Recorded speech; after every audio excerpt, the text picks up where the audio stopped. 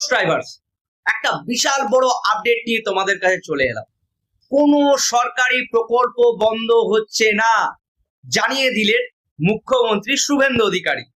পশ্চিমবঙ্গ মানুষের মনে বিজেপি সরকার আসার পর থেকেই যে একটা উদ্বেগ প্রকাশ পেয়েছিল, তাহলে কি বন্ধ হয়ে যাবে সব জনপ্রিয় প্রকল্পগুলো?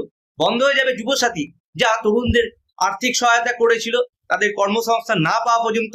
বন্ধ হয়ে যাবে লক্ষ্মীর ভান্ডার, যা নারীদের আর্থিক সহায়তা করেছিল, নারীর ক্ষমতায়ন বৃদ্ধি করেছিল? তাই এই উদ্বেগগুলোতে জল ঢেলে দিয়ে আজ শুভেন্দু অধিকারী, আমাদের মাননীয় মুখ্যমন্ত্রী, বলেছেন কোনো সরকারি প্রকল্প বন্ধ হচ্ছে না। তাহলে কি বাড়তে চলেছে লক্ষ্মীর ভান্ডারের পরিবার, নাকি নতুন করে আসতে চলেছে লক্ষ্মীর ভান্ডার, নাকি নতুন রূপে আসতে চলেছে যুবসাথী? এবং তোমাদের কি মনে হয়, কবে থেকে শুরু হবে আবার যুবসাথীর প্রকল্প? কবে থেকে শুরু হতে চলেছে লক্ষ্মীর ভান্ডার? অবশ্যই কমেন্ট করে জানিও। আর অবশ্যই ভিডিওটা ভালো লাগে থাকলে লাইক, শেয়ার এবং সাবস্ক্রাইব করে দিও। আরেকটা বিশেষ ঘোষণা, আমাদের এই চ্যানেলে আমরা সন্ধেবেলা করে সম্পূর্ণ বিনামূল্যে ডাব্লিউবিপি, কেপি এবং এসএসসি জিডির জন্য ফ্রি ক্লাস প্রোভাইড করে থাকি, এবং তার জন্য হোয়াটসঅ্যাপ গ্রুপের লিঙ্কও আমি এই ভিডিওর পিন কমেন্টে দিয়ে দেবো। অবশ্যই জয়েন করে নিও।